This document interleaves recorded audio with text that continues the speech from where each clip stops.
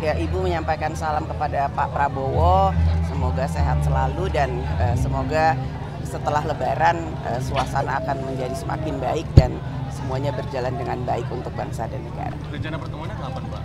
Secepatnya. Alhamdulillah semuanya baik, kita datang atas undangan Pak Muzani, semuanya hadir, makanannya enak, suasananya hangat, gembira. Dan ya ini silaturahmi, ya suasananya berjalan dengan hangat. Ada pembicaraan politik nggak Mbak di dalam mungkin? Pembicaraan politiknya bahwa kita semuanya akan sama-sama bersama dalam membangun bangsa dan negara. Dan semuanya akan terus bersama. Ada salam dari Bu Mega nggak?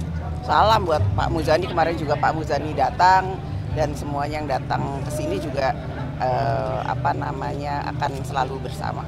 Kan kemarin kan Mas Didit datang ya ke rumah itu, ada pembicaraan seperti apakah ada Ibu dapat salam juga dari Pak Prabowo atau seperti apa? Ya, Ibu menyampaikan salam kepada Pak Prabowo, semoga sehat selalu dan semoga setelah Lebaran suasana akan menjadi semakin baik dan semuanya berjalan dengan baik untuk bangsa dan negara. Rencana pertemuannya kapan, Pak?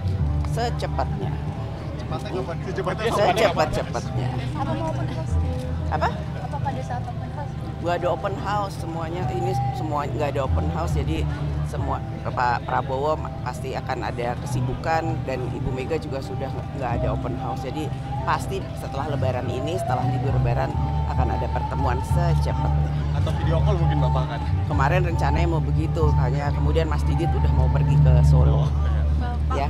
Pak Muzani mungkin kemarin kan Mas Didit ke rumah Ibu Mega, ke rumah Pak Jokowi. Itu apakah ada simbol tertentu Pak gitu? Ada pesan dari Pak Prabowo untuk mengutus Mas Didit ke tokoh-tokoh ini? Kamera Pak Muzani. Momentum Lebaran ini dipakai untuk tetap nyambung persaudaraan, persahabatan, dan perkawanan sehingga semua orang berlomba untuk saling bersilaturahmi satu sama lain, apalagi kepada para pemimpin bangsa yang memberi jasa begitu besar kepada negeri ini, sehingga silaturahmi harus dijaga. Bapak Puan, pada saat rupiah menyentuh 16.700 pada hari ini, ada komentar Bu? Lebaran dulu kita bersilaturahmi, saling bermaaf-maafan dan ya kita menyambung silaturahmi dengan persaudaraan. Semoga semuanya berjalan dengan lancar ya. Bu Puan, sejauh ini kira-kira evaluasi mudik kira-kira gimana Bu Puan? Perjalanan sudah berjalan dengan baik, semuanya nggak ada kendala. Insya Allah kita jaga perjalanan pulang kembali ke Jakarta juga berjalan dengan baik dan semuanya sehat Insya Allah ya. Terima kasih. Terkait kabar. Makasih Bapak. Terima kasih jongkok.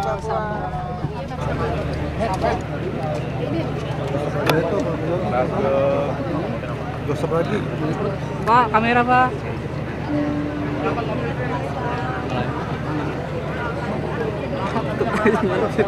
Ya, kalau ini itu kan semuanya di bawah binaan gubernur ya, karena gubernur adalah wakil pemerintah pusat.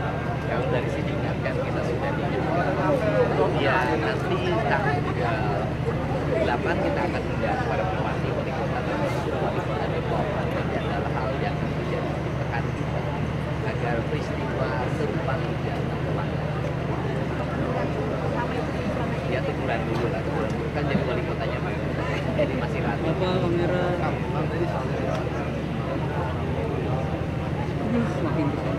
Oh iya, saya kan sudah Kang. tegaskan. Kamera, Kang. Mengenai KDS Kelapa Tunggal kan saya sudah ada penegasan.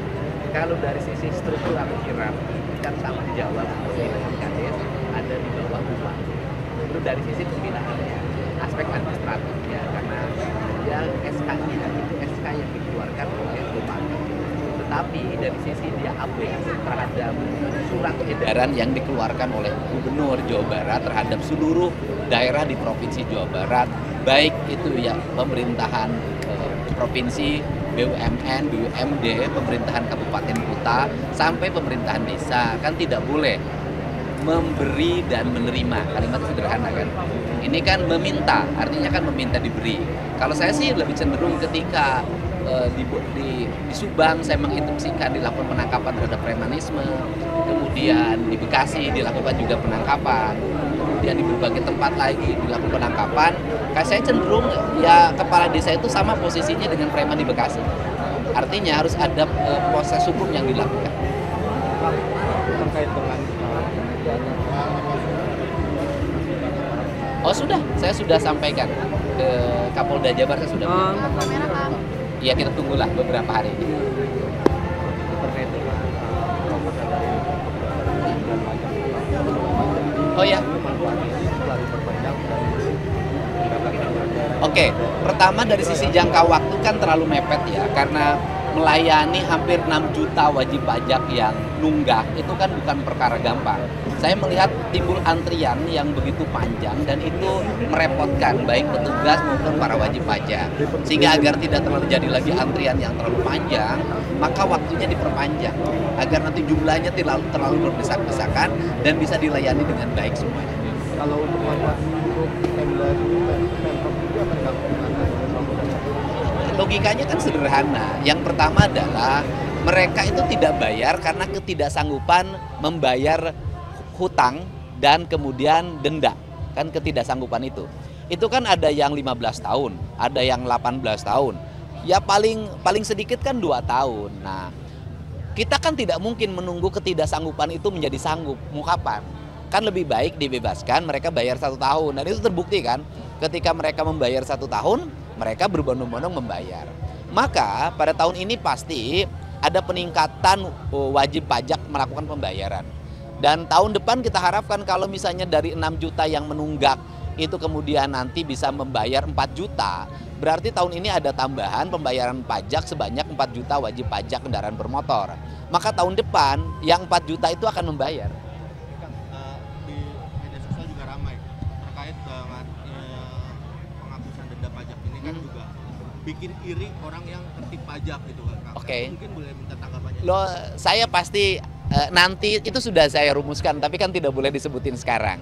Buat yang taat pajak juga nanti kita akan kasih surprise.